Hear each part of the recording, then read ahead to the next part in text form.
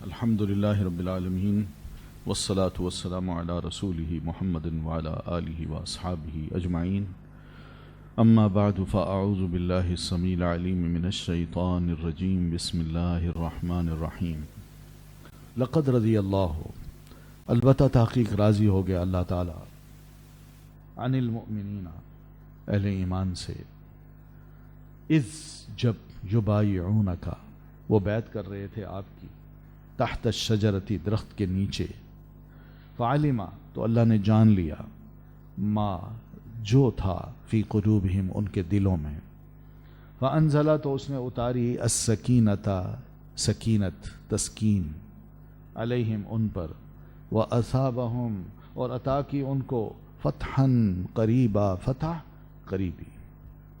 یہاں اللہ تعالیٰ نے ایک اور سرٹیفکیٹ دیا ہے کہ صلح حدیبیہ کے موقع پر یا کیا کہتے ہیں اس کو بیعت الرضوان کے موقع پر جن اہل ایمان نے آپ کی بیعت کی ہے میں ان سے راضی ہوں، میں خوش ہوں ان سے.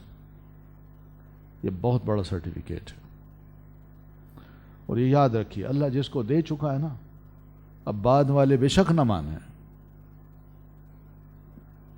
ویلیو اللہ تعالیٰ کی بات کی ہے، دوسرے اپنے عمل کو برباد کر رہے ہیں اور کچھ نہیں. اور اس بات کا بھی اظہار کر رہے ہیں اللہ ان سے راضی کیوں ہوا، ہم تو ناراض ہیں. تو یہ قرآن مجید کی مخالفت بھی ہے، سمجھ رہے ہیں؟ یہ قرآن مجید کی مخالفت بھی ہے کہ وہ خوش نہیں ہے اللہ تعالیٰ کے اس فیصلے پر کہ اللہ ایسے صحابہ کرام پر کیوں راضی ہو گیا. ہم تو ناراض ہیں تو رہو ناراض. پھر دوسری بات یہ کہ فعلم ما فی قلوبہم، اللہ اس لیے راضی ہوا ہے کہ ان کے دل میں جو کچھ تھا اللہ نے جان لیا. کیا جانا ہے؟ ان کے خلوص کو. یہ بہت بڑا ٹائٹل ہے ایک اور بھی کہ اللہ تعالیٰ نے مسلمانوں کے صحابہ کرام کے خلوص کو بھی اچھی طرح جان لیا کہ یہ دل کے اندر سے مسلمان ہیں، سچے لوگ ہیں، کھرے ہیں، منافق نہیں ہیں، جھوٹے نہیں ہیں، مخلص ہیں. یہ اور سرٹیفکیٹ ہے. پھر فَأَنزَلَ السَّكِينَةَ عَلَيْهِمْ تو اس نے اتاری سکینت ان پر، صبر اور وقار. اللہ تعالیٰ نے ایسے انتہائی کڑے وقت میں ان کو عطا کیا کہ جو اللہ کے رسول فیصلہ کر رہے ہیں بس آپ صبر کریں اور باوقار انداز اپنائیں. اللہ کے رسول ہیں،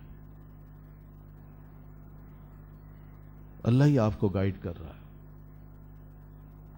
بس یہ ان کی کیفیت تھی. اللہ فرماتے ہیں میں ان سے اتنا خوش ہوا کہ میں کہتا ہوں رضی اللہ عنہم، اور قرآن مجید کا باقاعدہ حصہ بنا دیا اللہ. آج مسلمان اس کو پڑھتے ہیں اور الحمدللہ سارے صحابہ کرام کی منقبت ہے یہ، ایک ایک صحابی کی جو حدیبیہ کے موقع پر موجود تھے اور صلح کا اور بیعت کر رہے تھے آپ کی. وَأَصَابَهُمْ فَتْحًا قَرِيبًا اور خوش ہو کے اللہ تعالیٰ نے ان کو مزید عطا یہ کیا کہ قریبی فتح عطا کر دی کہ بس مدینہ پہنچے نا ایک اور بہت بڑا علاقہ یہ مسلمان فتح کریں گے. ٹھیک ہے، تو یہ کیا تھی، کون سا علاقہ ہے؟ یہی خیبر کا بھی اور بھی ارد گرد کے جتنے بھی علاقے تھے عربوں کے، وہ سارے مختلف قبائل اور علاقے بستیاں یہ سب. اور پھر اشارہ اگر دیکھیں تو اصابہم فتحا قریبا، قریبی فتح یعنی تھوڑے عرصے کے بعد بڑی زبردست ان کو فتوحات حاصل ہوں گی. اور جس کا نتیجہ یہ نکلا کہ کسرا اور روم کی سلطنتوں کو مسلمانوں نے ختم کیا جو اس وقت کی سپر پاور تھی. یہ سب اس طرف اشارے ہیں. وَمَغَانِمَ كَثِيرَةً اور غنیمتیں بہت سی، يَأْخُذُونَهَا وہ حاصل کریں گے اسے. وَكَانَ اللَّهُ رہے اللہ عزیزاً بہت زبردست، حکیمہ بہت حکمت والا. تو اللہ تعالیٰ جہاں ان کو بڑی زبردست فتوحات نصیب کرے گا وہاں ان کو بڑی زبردست بہت زیادہ مال غنیمت بھی نصیب ہوگا. اور یہی مال غنیمت میں کسرا کے کنگن بھی تھے جو وہ پہنتا تھا. یہ بھی مال غنیمت. اور اتنا مال ملا کہ مسلمان زکوٰۃ لے کے گھر سے باہر نکلتے تھے، کوئی لینے والا نہیں تھا. کہتے تم لے لو، مہربانی کرو، میں تو ضرورت مند ہوں، اگر تمہیں ضرورت ہو تو لے لو. کہتا میں ڈھونڈتا پھرتا ہوں. وکان اللہ، اور ہے اللہ عزیزاً بہت زبردست. آج بھی اللہ پر ہمارا ایسا ایمان ہو تو یقین مانیے کوئی گھبرانے کی بات نہیں. اصل بات یہ ہے اللہ پر ہمارا ایمان ہو. اصل جو چیز ہے وہ یہی ہے کہ اللہ پر ہمارا ایمان کیسا ہے، ہمارا ایمان مضبوط بھی ہے کہ نہیں. ورنہ اس دور میں نبی علیہ السلام نے جیسے اس کو کہہ دیا تھا نا سراقہ کو، سراقہ آج تو میری حالت دیکھ رہے ہو، میری قوم نے مجھے میرے گھر سے نکال دیا ہے اور میں اکیلا اپنے اس ساتھی کے ساتھ جا رہا ہوں، یہ راستے جنگل کے طے کرتے کرتے مدینہ جا رہا ہوں، میرے ساتھ کوئی نہیں ہے. لیکن وقت آئے گا کہ اللہ تعالیٰ نے انہی مسلمانوں کے ذریعے سے یا اسلام کے ذریعے سے اتنا غلبہ ہمیں نصیب کرنا ہے کہ کسرا کے کنگن جو ہے نا وہ بھی مسلمان اپنے ہاں لائیں گے اور تم ان کو پہنو گے. یعنی ایسے وقت ناممکن لگتا تھا، کوئی ہوا ہی نہیں لگی تھی مسلمانوں کو ترقی کی، نہ اتنی بڑی فوج تھی، بے یار و مددگار آپ مکہ سے اپنے شہر سے نکال دی گئے، آگے بھی پتہ نہیں کیا ہوتا ہے. لیکن اتنی اہم خبر جو رسول اللہ نے دی تھی یہ اللہ تبارک و تعالیٰ کی طرف سے کہ ایسے مسلمان اگر تیار ہو جائیں تو کوئی دے نہیں لگے گی. اور سراقہ اس لڑائی میں موجود تھے. سعد بن ابی وقاص نے جو لڑائی لڑی کون سی ہے؟ جنگ قادسیہ، اس میں موجود تھے. اور اسی میں ہی ایرانی فوج نے شکست کھائی اور مسلمان ان کے علاقوں میں داخل ہوئے اور کسرا کے محل میں داخل ہوئے اور سب کچھ مسلمانوں نے جمع کر کے خلیفہ وقت سیدنا عمر رضی اللہ تعالیٰ عنہ کو بھیجا. تو اللہ تعالیٰ کی زبردست ہستی جو ہے اس پر ہمارا ایمان ہونا چاہیے کہ وہ سب کچھ کر سکتی ہے. اور حکیمہ بہت حکمت والا ہے. اگر وہ لوگ وہاں بیٹھے یہ آرام سے کہتے ہو آج اسلام آباد کو ہم آرام سے کیپچر کر لیں گے، اور بیٹھے ہیں مسلمانوں کے علاقوں کو، بغداد کو، شام کو، دمشق کو، آرام سے لیبیا کو وہ کر سکتے ہیں. وہ بیٹھ کے صرف اپنی قوت میں ناز کرتے ہوئے، تو ہم اگر اللہ تعالیٰ پر اتنا بھرپور ایمان رکھیں تو ہم بھی یہ کہہ سکتے ہیں. وعدکم اللہ، وعدہ کیا تم سے اللہ نے، مغانم غنیمتوں کا کثیرتاً بہت سی، تأخذونہا تم حاصل کرو گے جنہیں، فعجل تو اس نے جلدی دی، لکم تمہیں، ہذہ یہ، وکفا اور اس نے روک دیے، ایدی الناس ہاتھ لوگوں کے، عنکم تم سے، ولتکون اور تاکہ ہو جائے وہ آیتاً ایک نشانی، للمؤمنین مومنوں کے لیے، ویہدیکم اور وہ ہدایت دے تمہیں صراطا مستقیما سیدھے راستے کی. اللہ تعالیٰ نے تمہیں بھائی مستقبل میں بہت سی غنیمتوں کا وعدہ کر رکھا ہے، تمہیں ملے گی. تأخذونہا تم ان کو حاصل کرو گے، یاد رکھو یہ وعدہ ہے. دوسرا مطلب کیا ہے؟ تمہارا دشمن ذلیل ہوگا، کفر کی طاقت جو ہے نا وہ توڑ دی جائے گی اور مسلمان آگے بڑھتے جائیں گے. اور اس کا ایک ثبوت یہ کہ فعجل لکم ہذہ، تو اس نے جلدی عطا کر دی تمہیں یہ کیا ہے؟ یہ کون سی غنیمت ہے؟ صلح حدیبیہ. یا عجل لکم خیبر، تمہیں خیبر کا قلعہ جو ہے نا وہ جلدی عطا کر دیا. خیبر کی جنگ ہوئی اور مسلمانوں نے خیبر کے قلعے کو فتح کر لیا، فوراً مل گئے. ادھر فتح، ادھر صلح ہوئی اور ادھر فتوحات کے دروازے اب کھلتے جا رہے ہیں. اس لیے یہ بات حقیقت ہے کہ سیرت کی کتابوں میں علماء یہ لکھتے ہیں کہ اس صلح کے بعد فتح کے ایسے دروازے کھلے ہیں. یہ صلح کب ہوئی ہے؟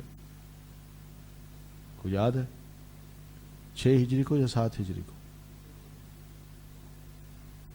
6 ہجری کو ہوئی ہے. تو 6 ہجری کو یہ صلح ہوئی ہے. تو 6 ہجری تک کتنے سال گزر چکے تھے نبوت کے؟ 13 سال وہ اور 6 یہ 19 سال. 19 سالوں میں نبی علیہ الصلوۃ والتسلیم کو اتنی کامیابی نہیں ہوئی جتنی اس صلح کے بعد بڑی تیزی کے ساتھ ہوئی ہے. تیزی کے ساتھ. اور اس کے بعد آپ کتنا عرصہ حیات رہے ہیں؟ 5 سال.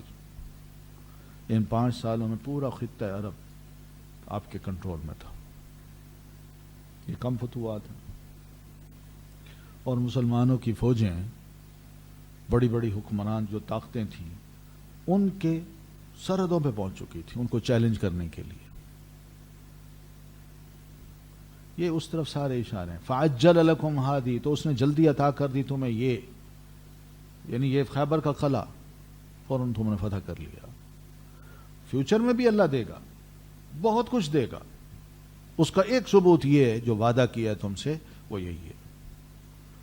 وَكَفَّ أَيْدِيَ النَّاسِ عَنْكُمْ اور اس نے روک دیا ہاتھ لوگوں کے تم سے.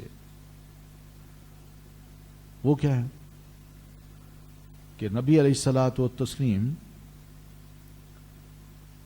مدینہ سے جب مکہ کی طرف گئے تو ظاہر ہے مدینہ میں کون تھے؟ بہت کم انسان تھے، مرد تھے، زیادہ تر عورتیں اور بچے تھے. تو یہودی چاہتے تو دلیری کر کے مدینہ میں گھستے اور مسلمانوں کی ان عورتوں کو اور بچوں کو اور مال کو لوٹ لاٹ کے لے جاتے. مگر اللہ تعالیٰ نے ان پر ایسا خوف طاری کیا، انہوں نے جرت نہیں کی کہ اللہ کے رسول صلی اللہ علیہ وسلم کی عدم موجودگی میں مدینہ میں گھس سکیں اور جا کے نہ مسلمانوں کے مال غنیمت پر یا ان کی عورتوں پر ہاتھ ڈالیں. ایک تو معنی یہ ہے. دوسرا معنی علماء یہ بھی کرتے ہیں کہ نبی علیہ الصلاۃ والتسلیم جب مدینہ پہنچے تو آپ سیدھے گئے کہاں؟ خیبر. اور خیبر کے قلعے کا آپ نے جب گھیراؤ کیا تو ان لڑائی کی نوبت نہیں آئی، وہ خود باہر نکل آئے اور ہتھیار ڈال دی. اور آپ صلی اللہ علیہ وسلم سے عرض کی آپ جو فیصلہ کرنا چاہتے ہیں کریں اور ہم حاضر ہیں. تو یہ کچھ بھی ہوا، انہیں لڑائی کی ہمت ہی نہیں ہوئی.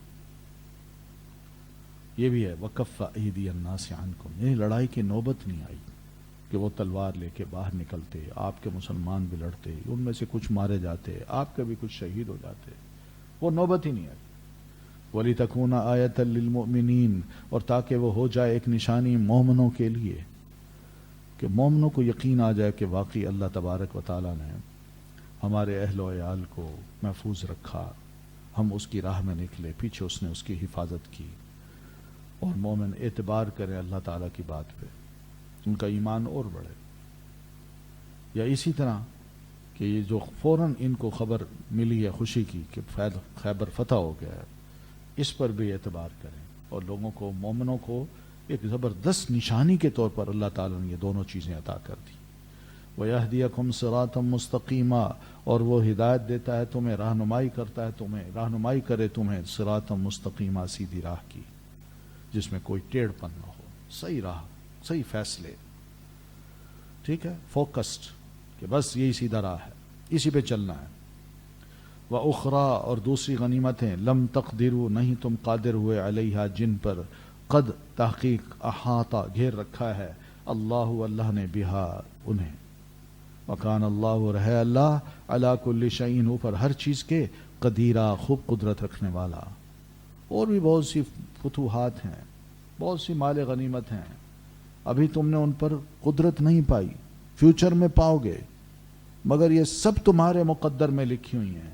مگر اللہ تعالیٰ نے کیا کیا؟ قد احاط اللہ بہا، اللہ نے خود ان کو گھیر رکھا ہے، بندوبست کر رکھا ہے کہ کیسے تم نے ان مال غنیمت کو واپس اپنے ہاں لے آنا ہے. لیکن وہاں اسباب ایسے پیدا کر رکھے ہیں کہ حکومت کے ذریعے سے، ان کی فوج کے ذریعے سے، ان کی عوام کے ذریعے سے اللہ تعالیٰ نے وہ خزانہ ایک جگہ محفوظ کرا رکھا ہے. کل کو لڑائی ہوگی، تم فاتح بنو گے اور سیدھے اسی خزانے کے پاس جاؤ گے جس کو اللہ تعالیٰ نے ان کے ذریعے سے محفوظ کرایا. یعنی پھیلایا نہیں ہے کہ تھوڑا اس کے پاس ہو، تھوڑا اس کے پاس، تھوڑا اس کے پاس. تمہیں ایک ہی جگہ پر بہت کچھ مل جائے گا. اللہ نے اس کو گھیراؤ کر رکھا ہے اور ہے اللہ اوپر ہر چیز کی پوری قدرت رکھنے والا. اللہ تبارک و تعالیٰ کو بس یہ نہ سمجھیے کہ اس کے لیے ناممکن ہے، اس کے پاس یہ قدرت نہیں. تو یہ اشارہ تھا کہ فارس کی اور روم کی جو بڑی بڑی سلطنتیں ہیں، سپر پاورز ہیں، مسلمانوں نے ان کو فتح کرنا ہے. ٹھیک ہے. اور حقیقت یہ ہے کہ مسلمانوں نے بس سیدنا عمر رضی اللہ تعالیٰ عنہ کے دور میں جو فتوحات حاصل کی ہے، یعنی 2 سپر پاور سے مسلمان ٹکرائے اور ان کو شکست دی، ایسی فتح اس کے بعد قیامت تک مسلمانوں کو نصیب نہیں ہوگی. یہ اسی کی طرف بھی اشارہ ہے. وَلَوْ قَاتَلَكُمْ، اور اگر لڑائی لڑیں وہ تم سے، الذین، وہ جنہوں نے کفروا، کفر کیا، لَوَلَّوُا الْأَدْبَارَ، البتہ وہ پھیر لیں پشتوں کو، ثم لا یجدون، پھر نہ وہ پائیں، ولیاً کوئی دوست، ولا نصیرا، اور نہ کوئی مددگار. یہ بھی مسلمانوں کو اللہ تعالیٰ نے خوشخبری دی کہ اب مسلمانوں کی حالت یہ ہو گئی ہے کہ ان کا دبدبہ اور رعب جگہ جگہ بیٹھ گیا ہے.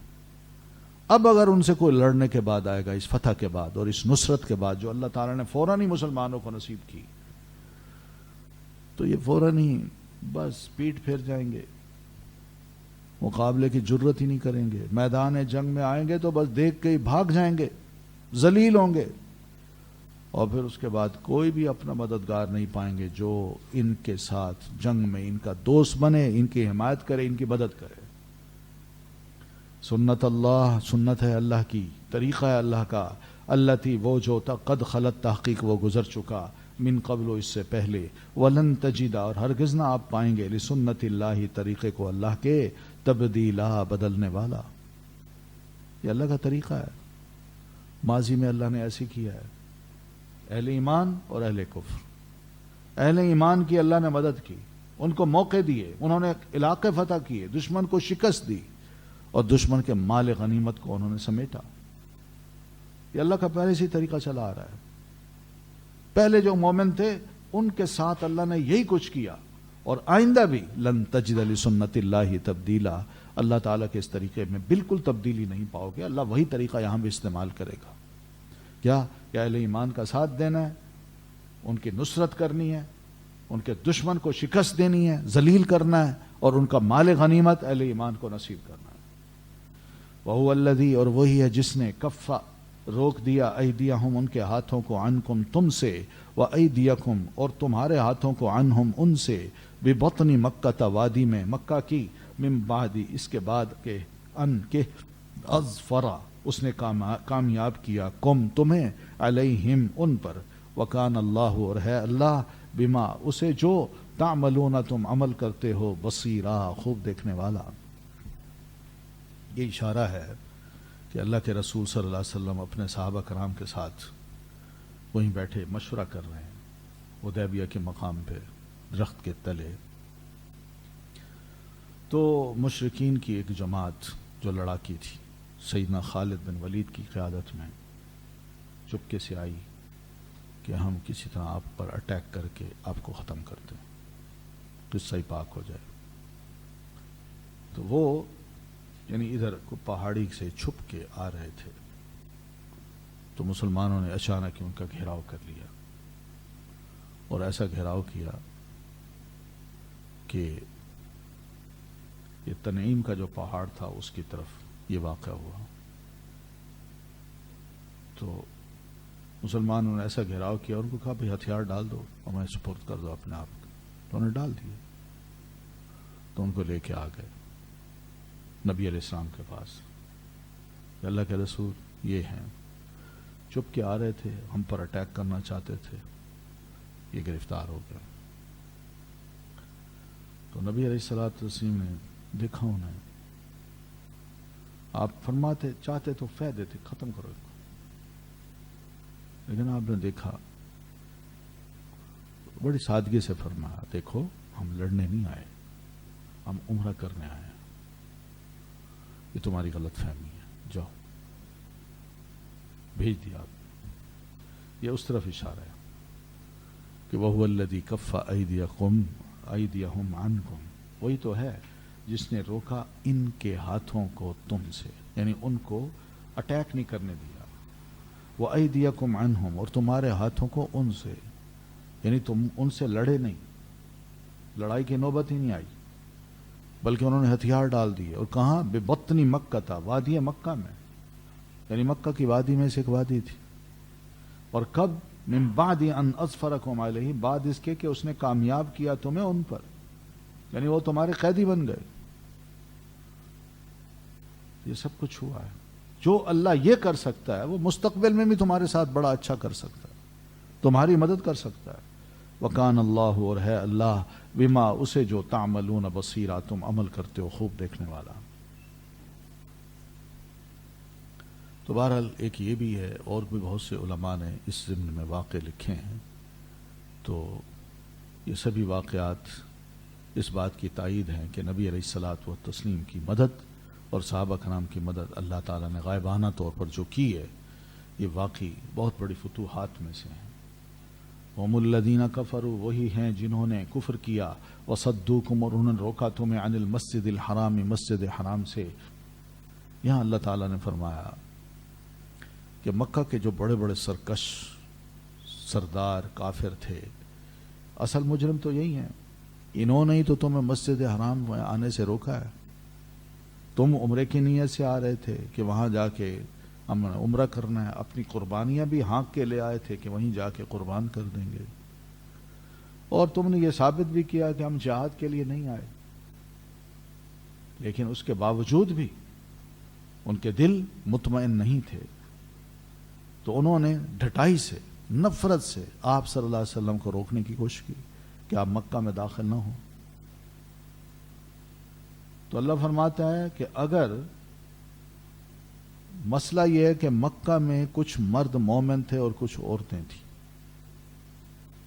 جن کی وجہ سے اللہ تعالیٰ نے تمہیں مکہ میں داخل ہونے سے روکا ہے, اگر وہ وہاں نہ ہوتے تو تم جاتے تو پھر ان کو بڑی سخت قسم کی سزا دیتے, اور ان کے ہوتے ہوئے اللہ تعالیٰ اگر تمہیں اجازت دے دیتا تو نتیجہ کیا نکلتا, تمہیں پتہ نہ چلتا کہ کون ان میں مسلمان ہے, کون مسلمان عورت ہے. تو تم کیا کرتے کہ ان کو پامال کر دیتے, ان کے گھروں کو گراتے, ان کو بھی قتل کر دیتے, اور قتل کرنے کے بعد تمہیں بڑی تکلیف ہوتی کہ لا علمی میں ہم نے کسی مسلمان مرد کو اور عورت کو قتل کر دیا. تو اللہ تعالیٰ نے اس میں حکمت ہی رکھی تھی کہ تمہیں مکہ میں داخل نہ کرائے اور اس لڑائی سے سب کو روک دے. حکمت یہ رکھی تھی کہ تاکہ اللہ تعالیٰ بعد میں کچھ لوگوں کو اپنی رحمت سے ایمان میں داخل کر دے, ان کو ایمان نصیب ہو. تو اس وجہ سے اس لڑائی کو روکا ہے, ورنہ اللہ حکم دیتا تو وہ ان کو ہٹا دیتا, وہ مسلمان مرد اور عورتیں مکہ میں نہ ہوتے, تو پھر اللہ تعالیٰ شاید تمہیں اجازت دے کہ کہتا کہ جاؤ اٹیک کرو اور جتنے بھی مکی لوگ ہیں ان کو قتل کر دو, تو ان کے بڑے بڑے لوگ کام آ جاتے. مگر یہ اللہ کی مہربانی ہے کہ اللہ تعالیٰ نے اس کی اجازت نہیں دی, اس میں کچھ حکمت تھی. اب اسی حکمت میں یہ دیکھ لینا, یہ 80 لوگ جو گرفتار ہوئے ہیں اور نبی علیہ الصلوۃ والسلام کی خدمت میں پیش ہوئے, اللہ کے رسول صلی اللہ علیہ وسلم نے ان کو معاف کر دیا, چلے گئے, ورنہ آپ آسانی سے ان کو قتل کروا سکتے تھے. مگر حکمت یہی تھی کہ اللہ نے ان کو بعد میں اپنی رحمت میں داخل کرنا تھا.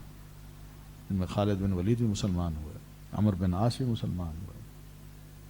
یہ مکہ کے بڑے بڑے دماغ تھے جو مکہ نے نبی علیہ السلام کو دے دی. اس جعل الذین, جب رکھ لیا, الذین, ان لوگوں نے جنہوں نے کفروا, کفر کیا تھا, فی قلوبہم, اپنے دلوں میں, الحمیت, ضد کو, حمیت کو. اب ایسے موقع پر جب صلح ہو رہی تھی تو اس طرف اشارہ ہے کہ صلح نامہ لکھا جا رہا ہے. نبی علیہ السلام نے فرمایا اچھا لکھو کہ یہ عہد نامہ ہے صلح کا درمیان محمد الرسول اللہ کے اور مکہ کے سرداروں کے. تو جو صاحب بیٹھے ہیں صلح حدیبیہ کروانے کے لیے, تو اس نے کہا جناب یہ رسول اللہ نہ لکھے, اگر آپ اللہ کے رسول ہیں اور ہم آپ کو مان لیں تو پھر لڑائی کاہے کی. ہم آپ کو نہیں مان رہے تو اس وجہ سے رسول آپ نہ لکھوائیں, آپ ایسا کریں محمد بن عبداللہ لکھوائیں. کہا ٹھیک ہے چلو یہ لکھ لو. پھر اسی طرح اور کوئی بات آئی تو اس میں بھی وہ کہنے لگے کہ نہیں یہ نہ لکھیں, اپنی شرطیں ساری منوا لی. اس طرف اشارہ, یہ حمیت جاہلیہ ہے, یہ جاہلیت کی ضد تھی, اکھڑ پن تھا, کیونکہ ان کے مزاج میں یہ باتیں تھیں. تو اللہ نے فرمایا کہ ان کفار کے دلوں میں اللہ تعالیٰ نے ضد کو رکھ دیا, اور یہ ضد ساری کون سی تھی؟ جاہلیت کی تھی. تو ایسے موقع پر مسلمان تل ملا رہے تھے، تو فَأَنزَلَ اللَّهُ سَكِينَتَهُ عَلَى رَسُولِهِ وَعَلَى الْمُؤْمِنِينَ، تو ایسے موقع پر اللہ تعالیٰ نے اپنی سکینت کو اپنے رسول پر اور اپنے اہل ایمان پر نازل کیا۔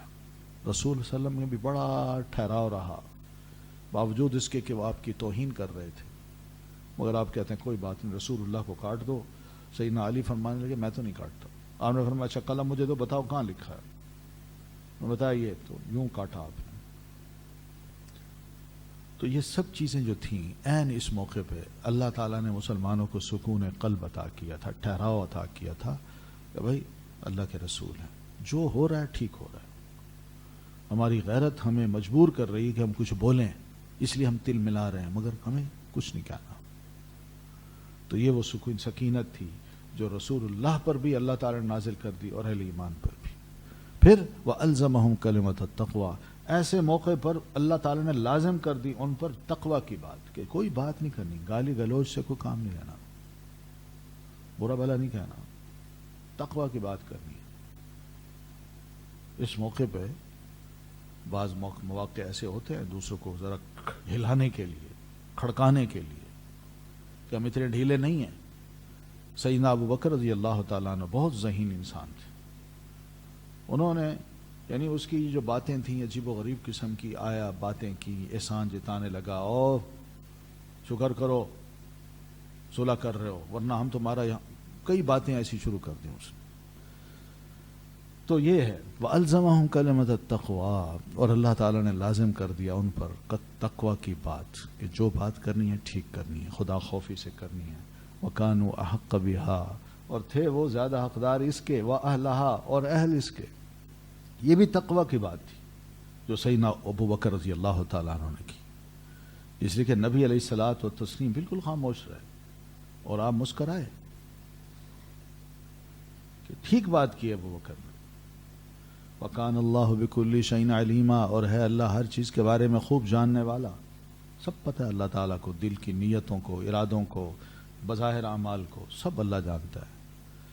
لَقَدْ صَدَقَ اللَّهُ، البتہ تحقیق سچ کر دکھائی یا سچی خبر دی اللہ نے رسولہ، اپنے رسول کو، الرؤیا، خواب میں، بالحق کی، ساتھ حق کے، لَتَدْخُلُنَّ، البتہ تم ضرور داخل ہوگے، المسجد الحرام، مسجد حرام میں۔ آپ صلی اللہ علیہ وسلم کو خواب میں دکھایا گیا کہ آپ مسجد حرام میں مسلمانوں کے ساتھ داخل ہو رہے ہیں اور امن کی حالت میں ہیں، سر کسی کے منڈے ہوئے ہیں اور کسی نے سر کو حجامت کرائی ہے، ترشوایا ہوا ہے۔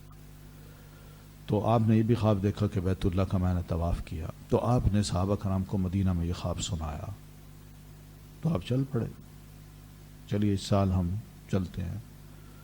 تو یہ حدیبیہ کا جو سال تھا چھٹا، تو چل پڑے تاکہ اس خواب کی حقیقت لوگوں کے سامنے آ جائے۔ لیکن جب معاملہ اس طرح کا ظاہر ہو گیا اور صلح ہو گئی تو لوگ پلٹے، بغیر کسی مقابلے کے، بغیر کسی لڑائی کے۔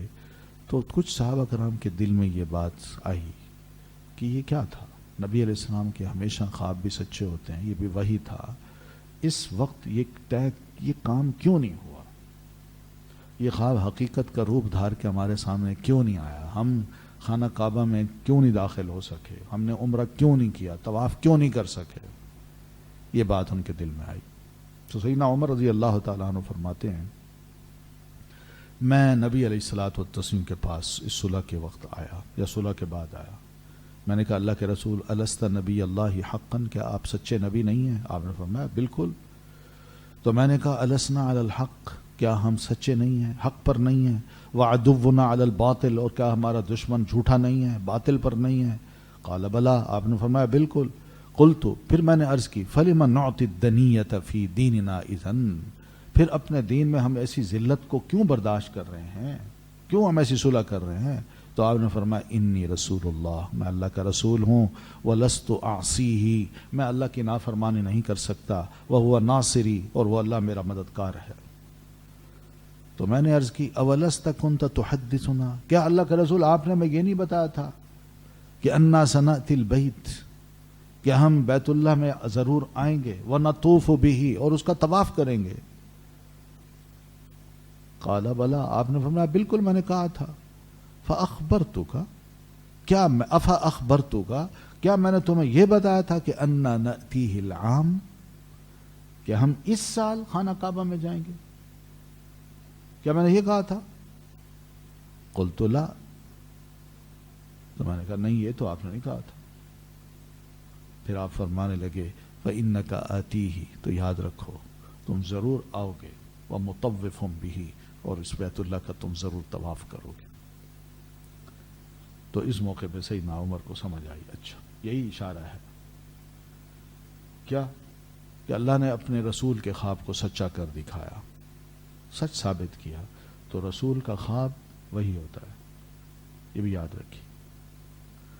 اور خواب کیا تھا کہ لَتَدْخُلُنَّ الْمَسْجِدَ الْحَرَامَ إِنْ شَاءَ اللَّهُ آمِنِينَ مُحَلِّقِينَ رُؤُوسَكُمْ وَمُقَصِّرِينَ، ایک بات یہ تھی، اور دوسری کہ لا تخافون، تمہیں کسی قسم کا خوف ہی نہیں ہوگا، بالکل بے خوف ہو کے دشمن سے اٹیک، یا مکہ کے لوگ تم پر کہیں سے اٹیک کریں گے، اس کا خوف بھی نہیں ہوگا۔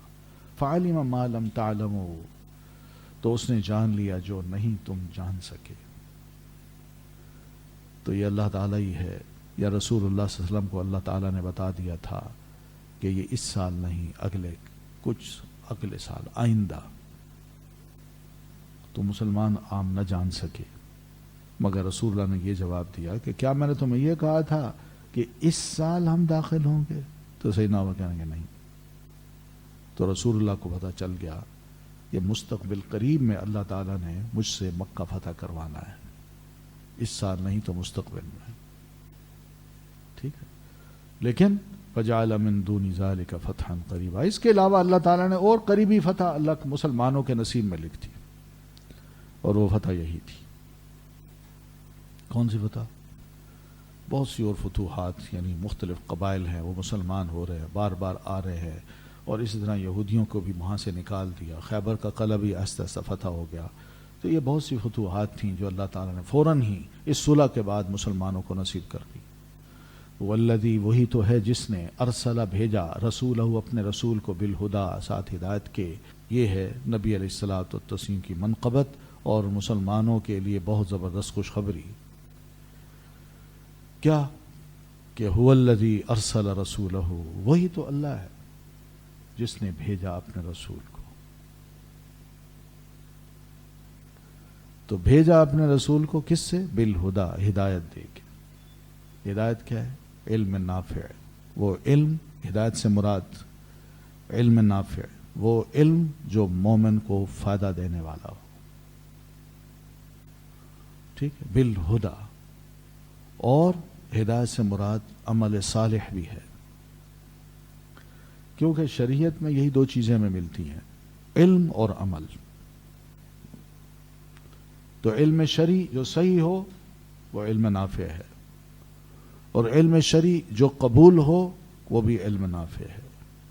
تو اس کی جتنی بھی خبریں ہیں وہ بھی سچی ہیں، اور اس کے اندر جو باتیں بھی کی گئی ہیں وہ بھی انصاف پر مبنی ہیں۔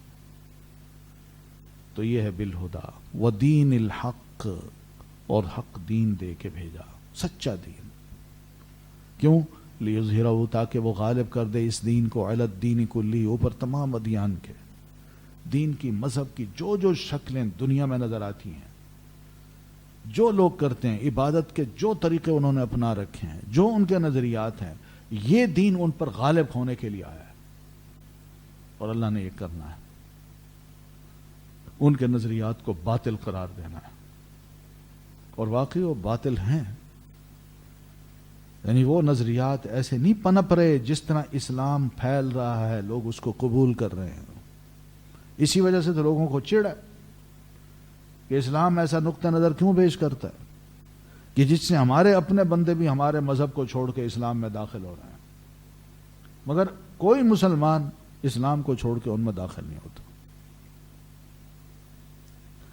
تو یہ بہت بڑی بات ہے، حقیقت ہے۔ دلائل کے اعتبار سے دین نے غالب آنا ہے دوسرے ادیان پر، اخلاق کے اعتبار سے بھی ہمارے دین نے غالب آنا ہے دوسرے ادیان پر، اور نظریے کے اعتبار سے بھی اللہ تعالیٰ نے اس دین کو غالب کرنا ہے دوسرے تمام ادیان پر۔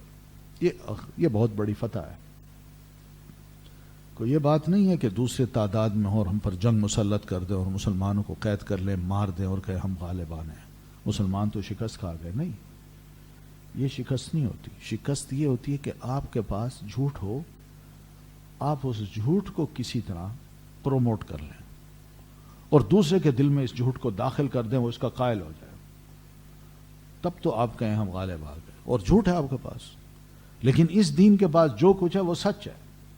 یہ سچ لوگوں کے دلوں میں داخل ہوتا ہے اور ان کے لوگ کھل کے کہہ دیتے ہیں ہم مسلمان ہو رہے ہیں.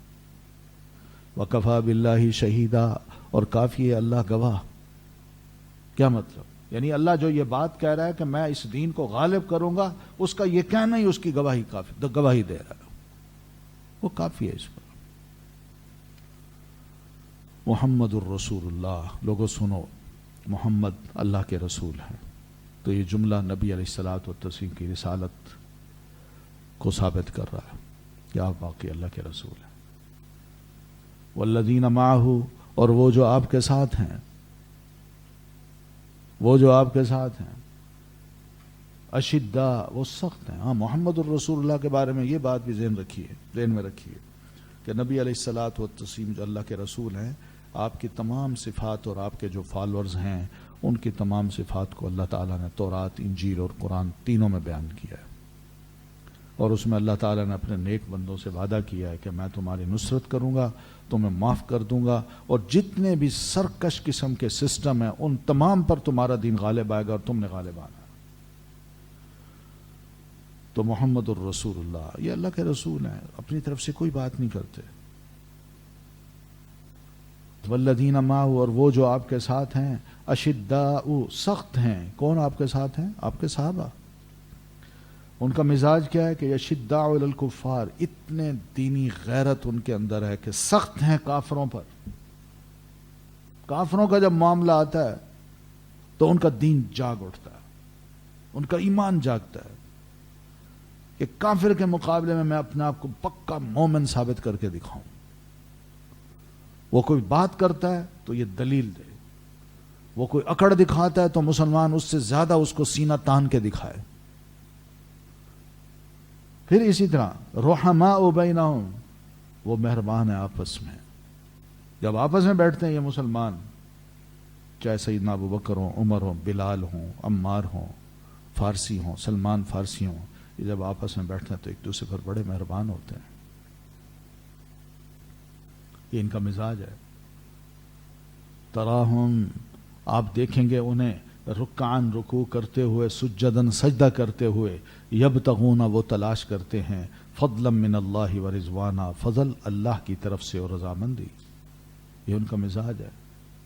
یا آپ ان کو دیکھیں تو صحیح، کیسے چلتے پھرتے اللہ کے بندے ہیں، روشنی کے مینار ہیں، صحیح معنوں میں اللہ کی عبادت کرنے والے ہیں، خدا خوفی رکھنے والے ہیں کہ وہ نمازیں پڑھتے ہیں، رکوع کرتے ہیں، سجدہ کرتے ہیں، اور ان تمام کاموں میں ان کی نیت سوائے اس کے اور کچھ نہیں ہوتی کہ ہم اللہ تیرا فضل چاہتے ہیں اور تیری رضامندی چاہتے ہیں، تجھے خوش کرنا چاہتے ہیں تیرے بندے بن کے. سیماہم، علامت ان کی، فی وجوہہم، ان کے چہروں میں ہے، من اثر السجود، سجدوں کے اثر سے. یہ نہیں ہے کہ سجدے کا نشان یہاں پڑ جاتا ہے، یہ مطلب نہیں ہے، بلکہ اس کا مطلب ہے کہ وہ نور ہے، ایک نور جو ان کے چہروں میں آپ دیکھ سکتے ہیں کہ یہ ہیں واقعی اچھے لوگ، نیک لوگ، خدا خوفی کا مظاہرہ کرنے والے، جو رب کے آگے جھکتے بھی ہیں، سجدے بھی کرتے ہیں، قیام بھی کرتے ہیں، اس کا کہنا بھی مانتے ہیں، اس کا دل اپنے دل میں اس کا خوف بھی رکھتے ہیں. یہ علامتیں آپ ان کے چہروں میں دیکھ سکتے ہیں. ایک نور ہوتا ہے مومن کے چہرے پہ. پھر یہ ہے کہ ذالک مثلہم، یہ ہے مثال ان کی فی التورات، تورات میں ان صحابہ کرام کی مثال جو نبی علیہ السلام کے ساتھ ہیں. یہ اوپر والی ساری باتیں جو ہے نا یہ تورات میں بیان کی گئی ہیں. پھر ومثلہم فی الانجیل، اور ان کی مثال انجیل میں کیا ہے؟ کزرع، یہ مثال ہے.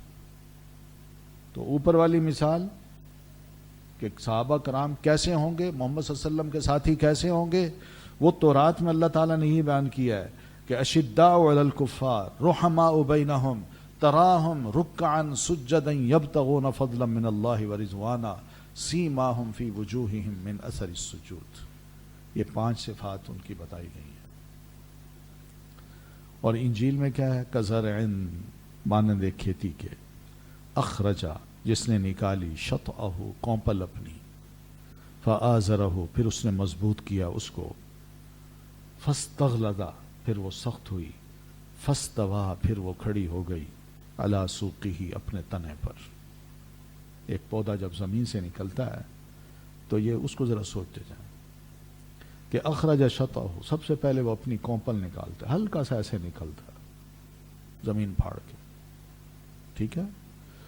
پھر فآزرہ تو یہی کھیتی اس کو پھر مضبوط کر دیتی ہے. آہستہ آہستہ وہ ہوا کا جھونکا آتا ہے تو وہ بجائے اس کے کہ گر جائے، زمین نیچے سے اس کی بنیاد مضبوط ہو جاتی ہے اور آہستہ آہستہ ہوا کو وہ برداشت کرنے لگ جاتا ہے.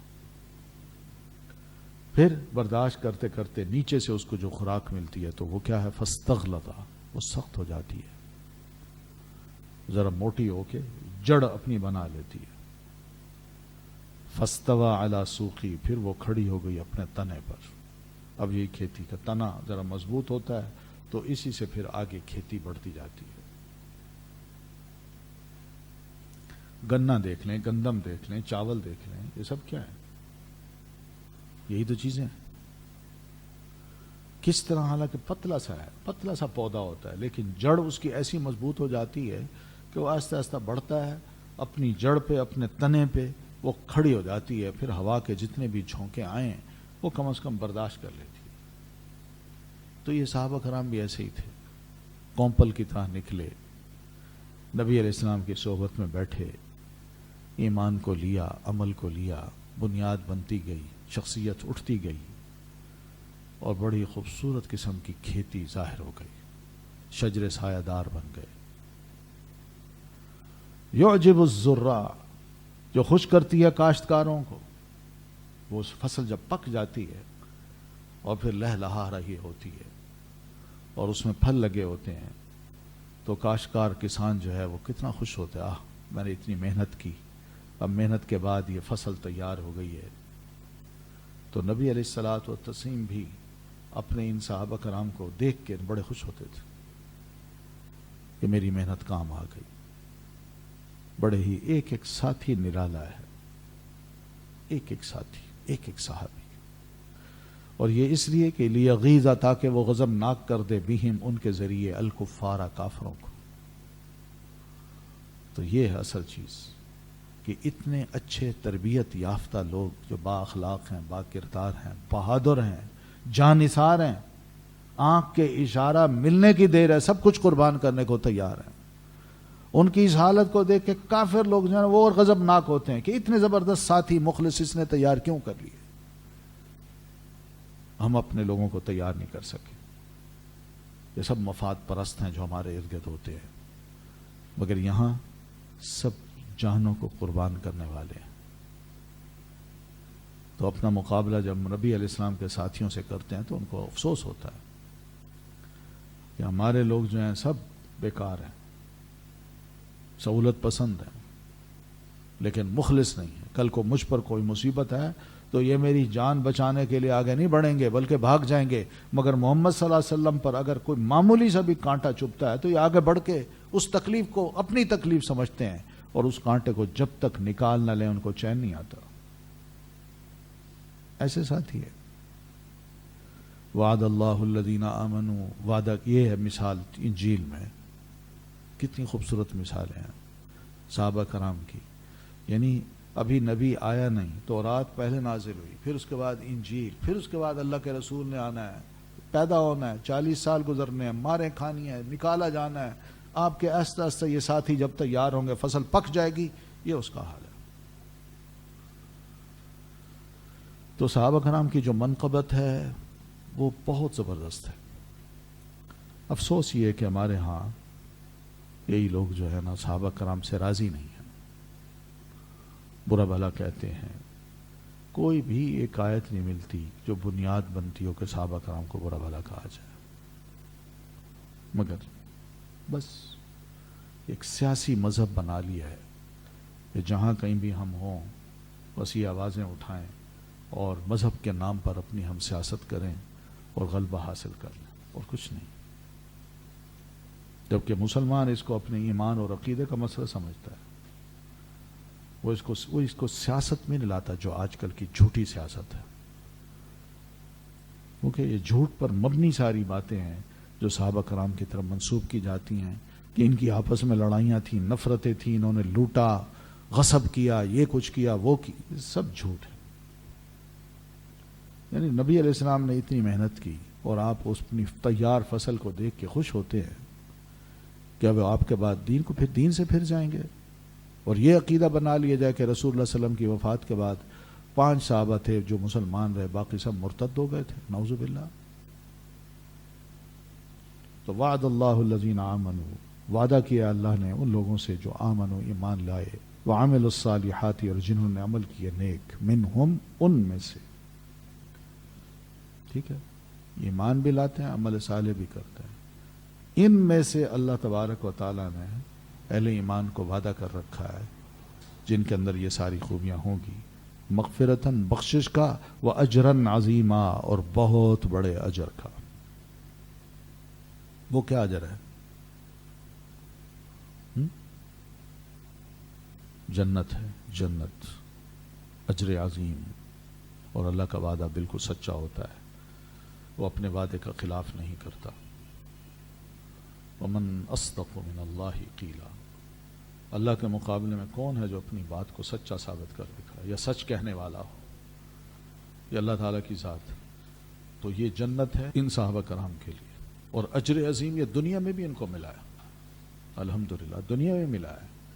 یہ کم ہے کہ قرآن مجید میں ہمیشہ کے لیے جو قیامت تک باقی رہنی کتاب، اللہ تعالیٰ نے اس میں بھی قرآن مجید میں رضی اللہ عنہ ورضوا عنہ بار بار یہ کہہ کے اپنی رضا کا، اپنی خوشی کا اعلان کیا ہے، اور ان کی بھی گواہی دے دی ہے کہ وہ بھی اللہ سے راضی ہیں.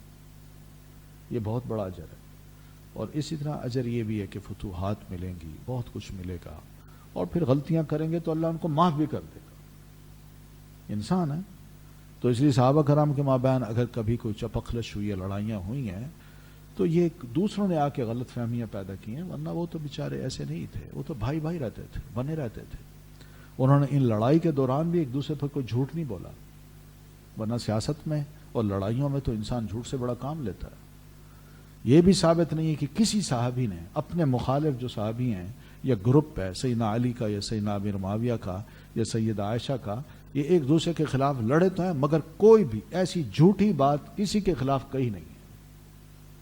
یہ انسان تھے، غلطی ہو گئی، دوسروں نے ابھارا، اور بیچ میں لوگ آ گئے اور انہوں نے ابھار کے لڑائیاں کروا دی، اور بعد میں یعنی اپنے مطالب کو، مقاصد کو حاصل کرنے کے لیے انہوں نے ساری کوششیں کی. مگر پھر بھی اللہ نے ان سے یہ وعدہ کر رکھا ہے مغفرت کا کہ میں معاف کر دوں گا. بس اب ان لڑائیوں سے ہم یہ فیصلہ نہیں کر سکتے کون حق پر ہے اور کون باطل پر ہے. سمجھ رہے ہیں؟ یہ سوال جو ہوتا ہے نا، ان میں کون حق پر ہے، سیدنا علی یا سیدنا امیر معاویہ؟ ہم نہیں فیصلے کر سکتے، اللہ ہی بہتر جانتا ہے. لیکن تلک امت قد خلت لہا ما کسبت ولکم ما کسبتم. تو ہمیں سوال کرنے کی ضرورت ہی نہیں ہونی چاہیے، نہ ایسے سوال کرنے چاہیے، بلکہ کیا کرنا چاہیے؟ ولا تسألون عما كانوا يعملون. اللہ نے تم سے یہ نہیں پوچھنا کہ وہ کیا کرتے تھے، اس نے یہ پوچھنا تم کیا کر کے آئے ہو. اپنے آپ کو انسان تیار کرے. ان لڑائیوں میں پڑھ کے کیا ملنا ہے سوائے نفرتوں کے، اور دوسروں کے جو مقاصد ہیں وہی حاصل ہوں گے. اس لیے ایسی چیزوں میں نہ پڑیں. ٹھیک ہے، تو الحمدللہ سورۃ فتح کی بھی تفسیر ختم ہو گئی. سبحانک اللہم و بحمدک، اشہد ان لا الہ الا انت، استغفرک و اتوب الیک.